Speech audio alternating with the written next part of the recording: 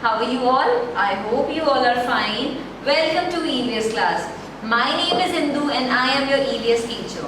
In the last video, we are done with the explanation of chapter number 11, and in this video, we shall discuss the exercise questions. Okay, so let's just take a brief of what we have discussed in the previous videos. We discussed about our country कि हमारी country जो है on the basis of area, it is the seventh largest. On the basis of population, it is second largest. Then we discussed that it lies in the continent named Asia. It has 29 states and 7 union territories. And here people dress differently. अलग-अलग state की कुछ traditional dresses हैं. Commonly जो ladies हैं वो साड़ी, सलवार कुर्ता ये सब wear करती हैं. जो men हैं वो trousers, shirts, jeans, कुर्ता पजामा वो ये सब वियर करते हैं. Then we discussed about the climate. We discussed the difference between climate and weather, different seasons. So here we are ready to solve the exercise question. So part A of the exercise is tick the correct answer. A question is given to you, some options are given to you. You have to choose the correct answer, right? So let's read out the first one. India has dash states and dash union territories. So just now we just revised कि India में total 29 states हैं और 7 union territories है. पहले 28 थे, 2014 में एक और ऐड हो गया है Telangana. So in option we will write down 29 and 7. Here we can write down 29 and 7 union territories. Second question, name the capital of Punjab and Haryana. मैंने आपको बताया था कि पंजाब और हरियाणा सेम कैपिटल शेयर करते हैं. उन दोनों की एक ही कैपिटल है दोनों स्टेट्स की. सो ऑप्शन था Kolkata, Chandigarh, new Delhi, Hyderabad. Haryana and Punjab share a same capital which is Chandigarh. Okay, next question. Dash is the most common dress worn by Indian women. Indian women mostly क्या पहनती हैं? ज्यादातर जो इंडिया की वुमेन है वो क्या वियर करती हैं? मुंडू, धोती, साड़ी या veshti. So most commonly they wear sari. Fourth question, in many parts of India main cover their head with. देखो इंडिया में कुछ स्टेट्स ऐसे होते हैं जहाँ पे जो मेन है वो अपने सर को पगड़ी से ढक के रखते हैं. Like Punjab, in Rajasthan also they wear a colourful turban. तो हम उस पगड़ी को क्या बोलते हैं? हम उसे इंग्लिश में बोलते हैं टर्बन. तो ऑप्शंस में है टर्बन, धोती, शर्ट, ट्राउजर. ट्राउजर आप पहन नहीं सकते हो सर पे, शर्ट भी नहीं पहनते हो, धोती भी नहीं पहनते हो. सो जो पगड़ी है उसको हम इंग्लिश में क्या बोलते हैं? Turban. So in many parts of India main cover their head with turban. Fifth question, The rainy season is also called. Rainy season को हम क्या बोल सकते हैं? Options are spring, monsoon, winter and summer. So rainy season is also called monsoon. ठीक है? Sixth is this state of India receives highest rainfall. आपके book में भी एक नेम दिया हुआ है मौसिनराम. उसमें क्या है कि वो जो प्लेस है वो है मेघालय में जिसमें सबसे ज्यादा बारिश होती है. सो इन स्टेट में कौन सी ऐसा स्टेट है जिसमें मैक्सिमम रेनफॉल हो?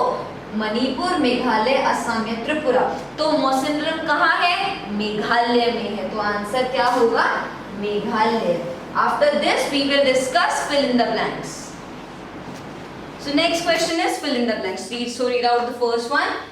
India lies in the continent. कि इंडिया कौन से कॉन्टिनेंट में है?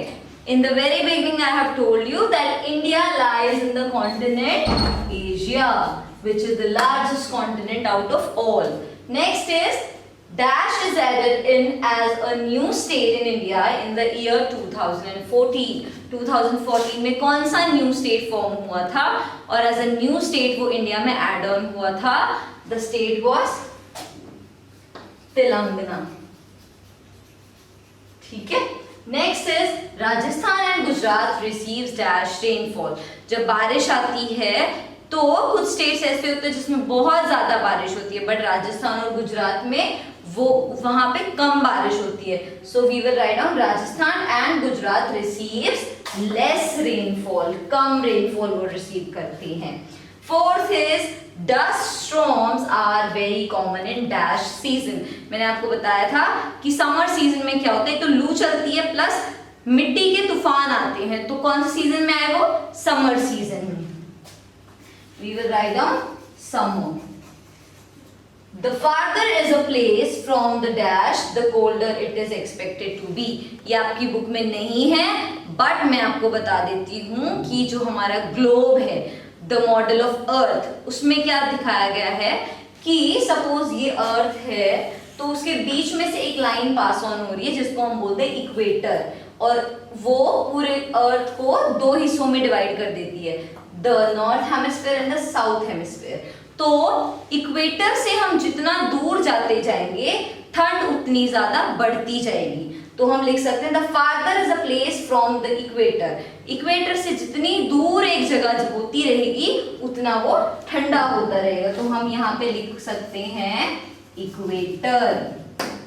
This is about fill in the blanks. India lies in Asia, Telangana is the 29th state, Rajasthan और गुजरात को लेस रेनफॉल मिलती है, डस्ट स्टॉर्म समर्स में आते हैं, और जितना हम इक्वेटर से दूर जाते जाएंगे ठंड उतनी ज्यादा बढ़ती जाएगी। Next question, the last question, the C part is give one word answer. The largest state of India, area wise India में लार्जेस्ट स्टेट कौन सा है, Rajasthan. Next is name one neighbouring country of India, कोई भी एक neighbouring country का हमें name लिखना है, तो हम लिख सकते हैं द क्लोजेस्ट वन, श्रीलंका। इसके अलावा भी आप लिख सकते हो पाकिस्तान, भूटान, म्यांमार, आप और भी एग्जांपल्स दे सकते हो, नेपाल, बट अभी मैंने श्रीलंका लिखा है, ठीक है। Third, a new state created in India in 2014, fill in the blanks में भी किया, कौन सा स्टेट है वो, Telangana. Okay. Highest cricket ground in India, India में हिमाचल प्रदेश में एक जगह है जिसका नाम है चैल, वहां पे हाईएस्ट मतलब ऊंचाई पे, सबसे ज्यादा ऊंचाई पे क्रिकेट ग्राउंड है, तो कौन सी जगह पे है वो, चैल, हम लिख सकते हैं चैल, ठीक है। Last question, a fruit that you can eat in summers, किसी एक फ्रूट का नेम बताना है जो हम समर्स में खाते हैं। So the main attraction of summers are mangoes, तो हम यहाँ लिख सकते हैं mango. So 3 questions we did. Take the correct answer, fill in the blanks and one word answer. आप एक बार खुद solve करके देखना, उसके बाद if still you have any doubt, you can drop me a message or you can call me, okay? After this, you are going to get assignments. आपको question answers मिलेंगे which you have to write down in your notebook. I hope this chapter is clear to you. अगर आपको कोई भी doubt हो तो please let me know. Thank you.